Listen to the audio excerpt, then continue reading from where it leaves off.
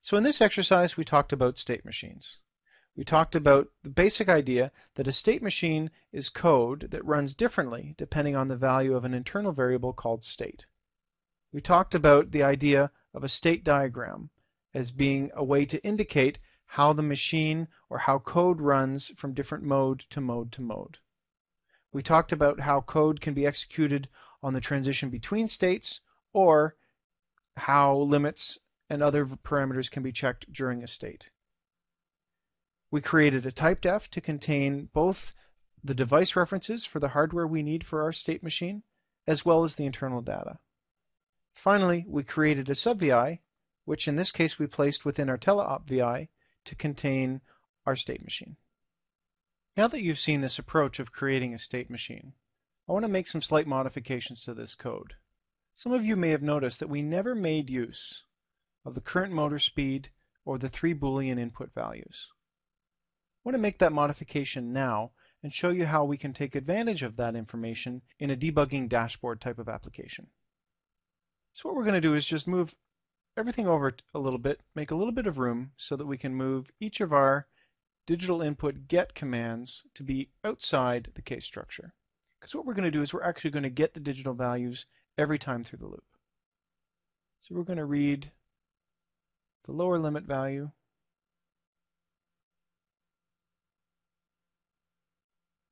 the ball sensor, and the upper limit switch each time through the loop. And before we go into the case structure, we're actually going to bundle those values right into our cluster.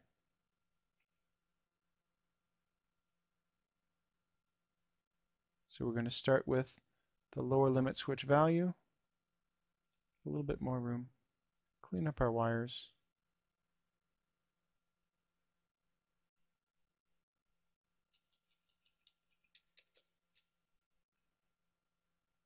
and hook up our values.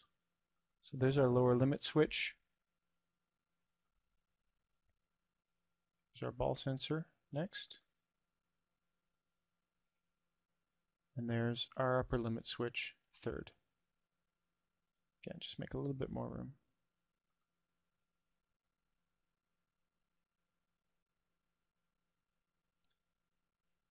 And there's no reason to read them twice, so wherever we were reading the upper limit switch inside the case structure, we can take the value right from here. Wherever we were reading the ball sensor, we can again take the value right from here. And wherever we were reading the lower limit switch, we can take the value right from here. So now we don't even need these references wired in to the case structure. So the reason for doing this, and thus putting them into the cluster, we'll see in a moment. But the last parameter that we needed to put into the cluster is, remember we had room for the current motor speed.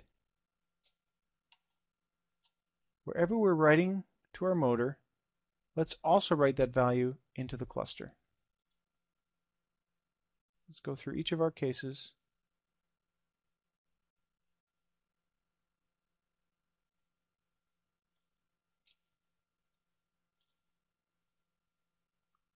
To put that in place.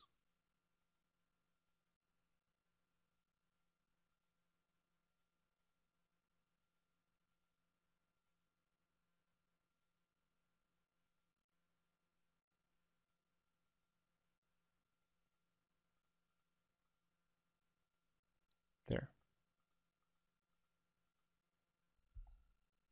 And so now what we've done, apart from messing up some of our wires, is made sure if we close this VI and return to the robot main and take a look in the teleop VI, we've made sure that all the data that we're measuring within our state machine is available in this wire and thus in the robot data cluster. If we review what we did in a previous exercise, which was to create a debugging dashboard type of VI which would allow us to pull out whatever data we needed from our main robot data by using an unbundle by name.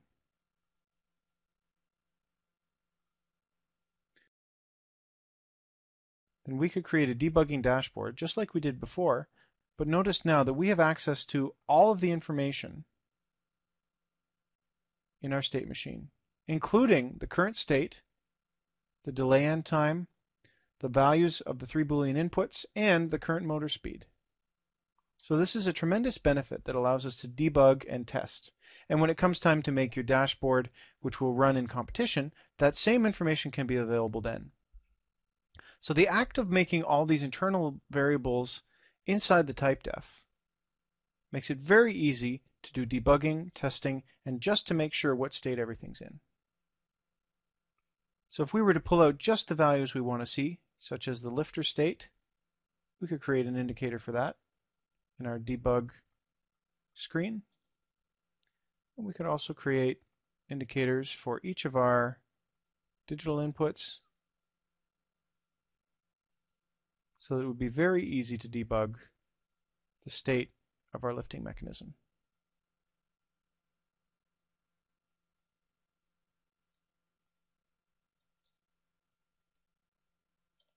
So if we were to take these controls,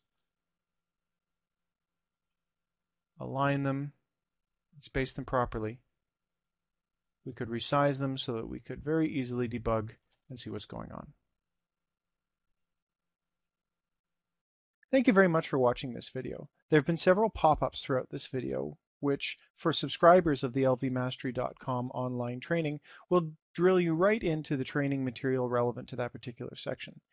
Remember that these introductory videos are intended to get your feet wet and get you introduced to LabVIEW. There's lots to learn about LabVIEW, and we're very proud of the lvmastery.com online learning experience. We've had a lot of great feedback from other FIRST team members and other high school students who have taken the training. I'd also like to mention the Buy One, Give One special offer for mentors, teachers, and parents associated with FIRST teams.